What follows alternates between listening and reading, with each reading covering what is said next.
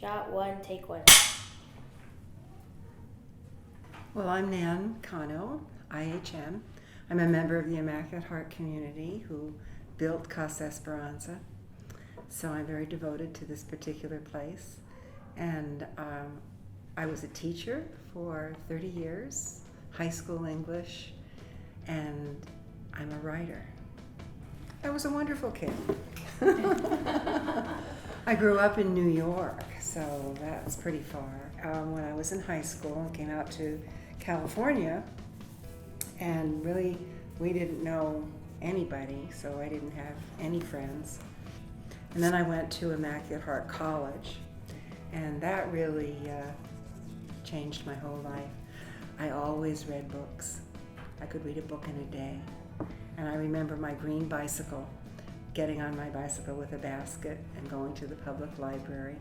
Because we didn't have paperbacks and things like that then, and there certainly was, we didn't have TV, and we didn't have any other way for stuff to read except the library. And I'd fill my basket every week and come home and just gobble up all those books. Most of the stories I read really were about strong girls. When I graduated from Immaculate Heart College, I did something a little bit surprising. I took the place of a nun. So this nun, I know, what? And she went to finish her college education. Boom! Instead of only summer schools and a little bit here and a little bit there. That began the great, great career of my life, being a teacher. I loved it. I loved people like you, your age, high school. The kids liked me. I liked them. 30 years I taught. And it all started there. And I always, always, always wanted to hold a book in my hand that I had written and published. And here they all are. I've written 3 books and published by big publishers. 1, 2, 3. And this one is the story of the Immaculate Heart community. And here's the pages on Casa Esperanza.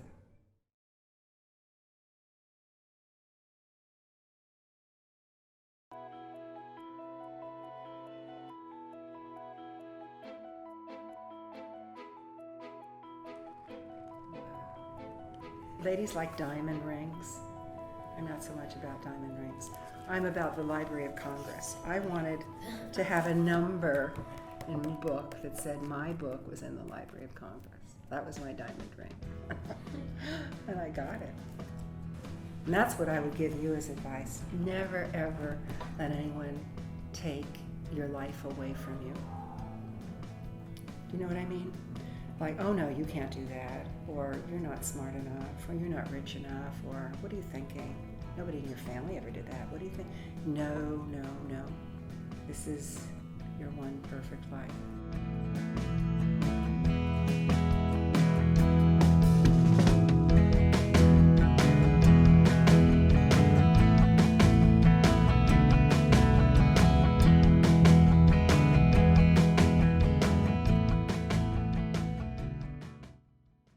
Well, I'm actually from Jamaica. My accent will give you that.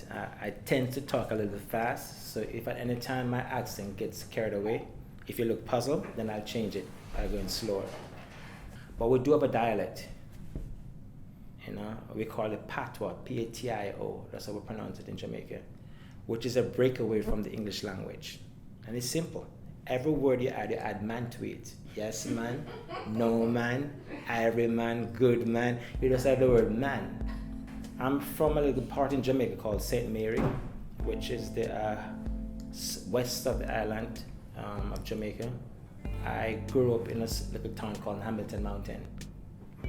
I went to college in Brownstown.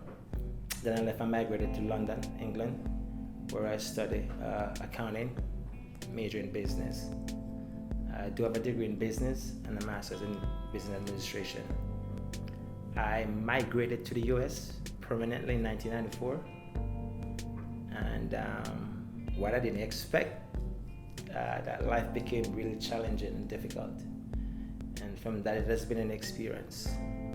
I came here just like most immigrants, the American dream. where the sky determines your limitations. But I was in for a rude awakening. Yes, and I did live on the street. People don't even know that. But for years, I lived in Florida on the street, from one bus stop to the next. I'll go to McDonald's and ask for a job, and based on my credential, they will never hire me.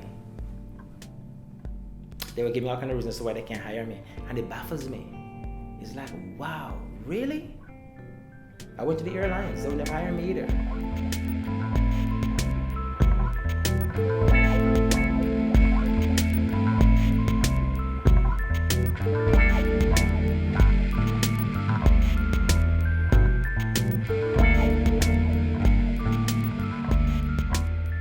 When I did get a car, I'll park in 2 parking lots and pretend that I'm waiting on someone to fall asleep. Yes, people say I wear this jacket and assume I make a lot of assumptions. But life has been a struggle. I'm a self-believer. I believe in me. I also believe that whatsoever the mind thinketh, it is achievable. And I learned it at an early age. Nothing can stop you unless you yourself stop yourself. So I figured something out. All I need to do on that application was to put high school. No degrees, no this. So I just put high school. And the interviews becomes overwhelming.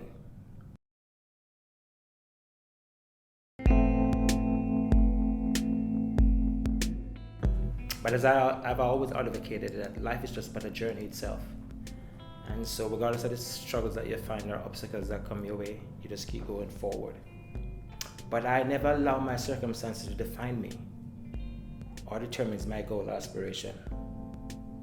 It is what it is, but I continue to move forward. Because there's a self-resilience in every single man that is God himself that is implanted in you, that tells you even when your face is down, you gotta get up. And that's what kept me going. And what is so ironic and funny, with all my struggles, I have ups and downs and peaks, and I have a lot. I was successful too. I had everything materially. And I lost it again, many, many times.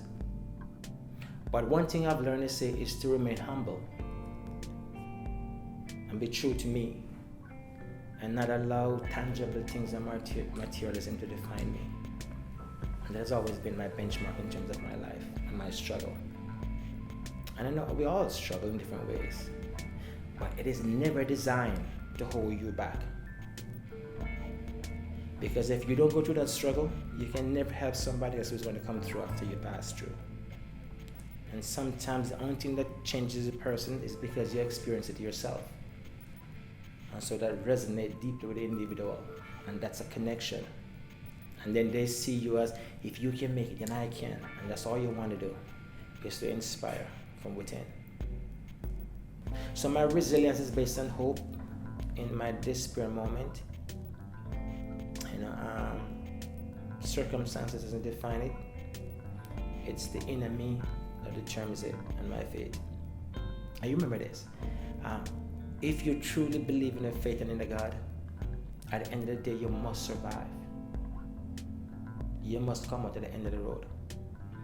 And even if your direction take a course off path, it's always for a right purpose. You probably don't realize it then, until the years or days or months after, when you look back and say, wow, interesting. But we are all created for a divine purpose, man, and for a divine reason. You just have to figure what it is. And once you tap into that, you're unstoppable.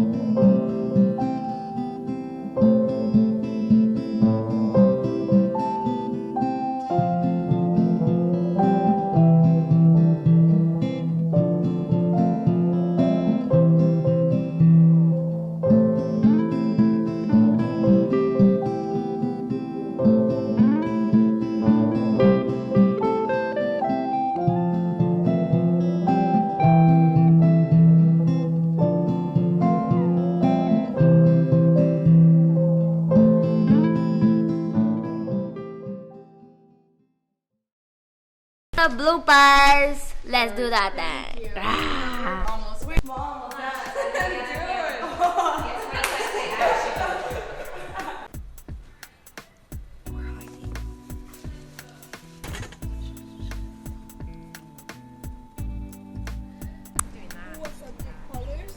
oh yeah, it's true.